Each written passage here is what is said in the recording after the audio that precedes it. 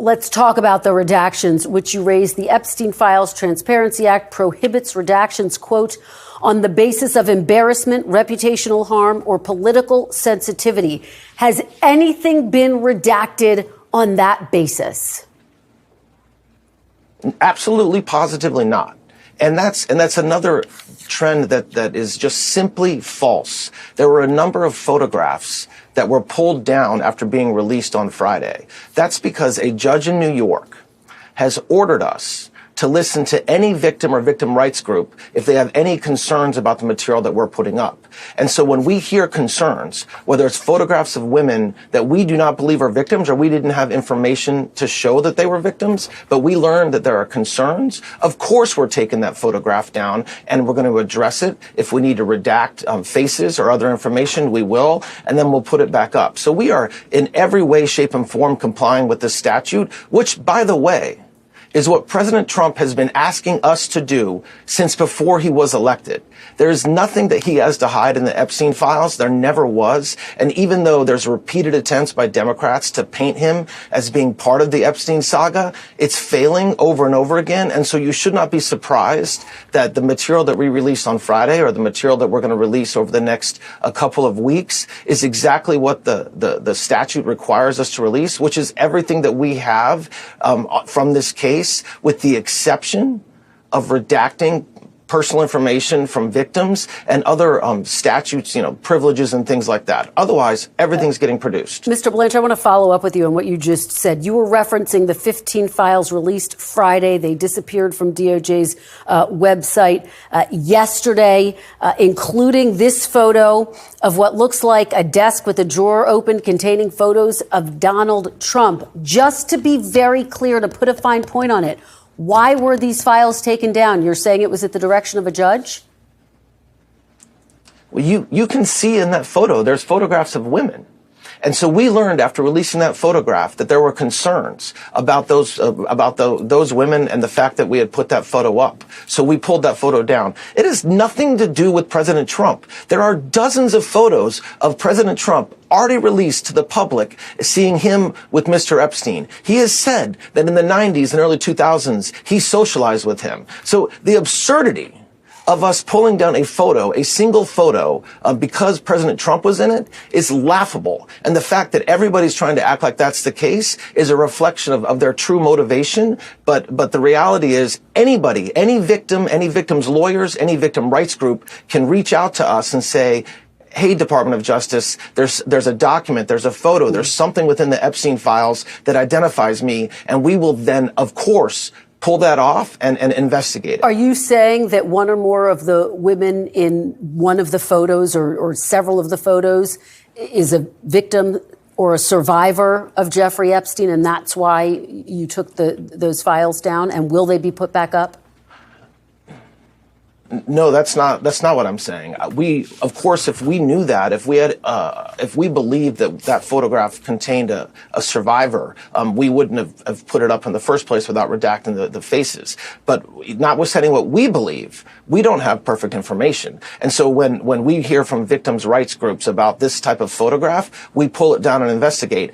We're still investigating that photo. The photo will go back up, and the only question is whether there will be redactions on the photo. And of course, if there are survivors in any of the photos, we will redact them as Congress expects us to do, as President Trump expects us to do, and as the Attorney General and Director Patel have directed the department to do. Todd Blanch is claiming that a judge ordered them to take down, for example, that photo that they just showed that has Donald Trump there with what appears to be girls, probably underage girls, to protect their identities. Yet when she followed up with him on, are you saying that there are pictures of Donald Trump with victims? He says, no, that's not what I'm saying. Mike, is it me or is he speaking out of both sides of his mouth here? What do you make of this? I feel the same way. It does feel very, two-sided, two-faced.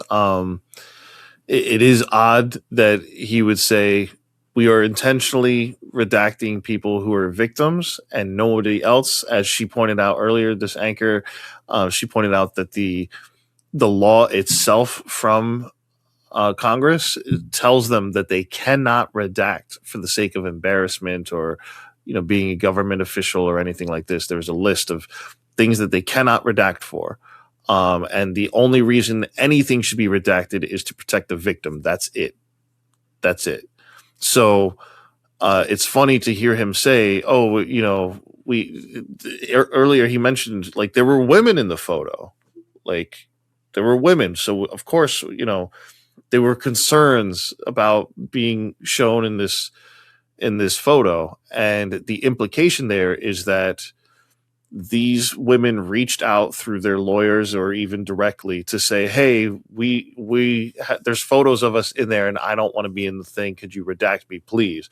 But he even mentioned at the time when talking about it, they don't believe that they're victims. So okay, we don't believe they're victims, but I understand to safeguard, we need to take it down and figure it out, and then we'll put it back up. And, it's a question of whether or not there will be redactions.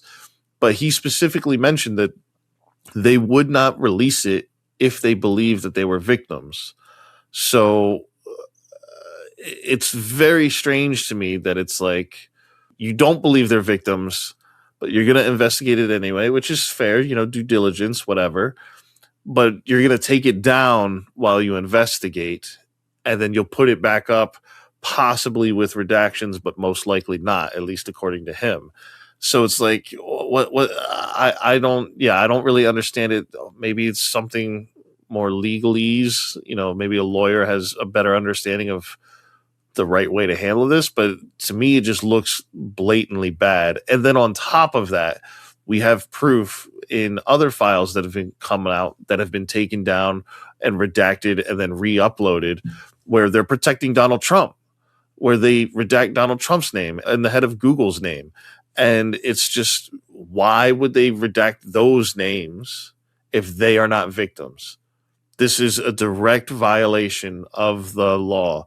And then on top of that, you also have to count in that the law demanded that they release all files, not just a little bit, not just 1%, not 10%, not 50%, not 90%, 100%. And they have failed to meet that deadline. There was no warning that this was going to be done this way. There was no negotiation for time.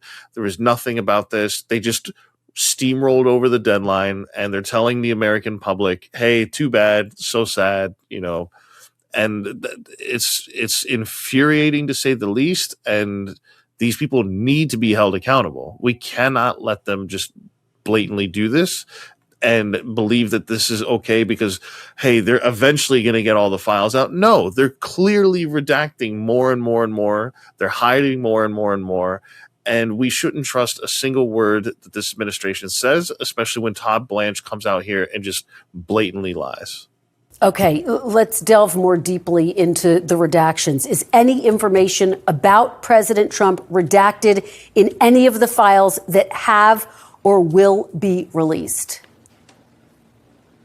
No, not unless it's supposed to be redacted under the law, which means victim information or any sort of privilege, like attorney-client privilege. But I have no reason to believe that the lawyers that were working on this case were talking about President Trump, because he had nothing to do with the Epstein files. He had nothing to do with the horrific crimes that Mr. Epstein committed. And so I don't expect there will be anything redacted. But the short answer is we are not redacting information around President Trump, around any other individual involved with Mr. Epstein. And that narrative, which is not based on fact at all, is completely false. The White House has said that President Trump is included in the files. Can you guarantee that every mention and every photo of President Trump in the Epstein files will be released?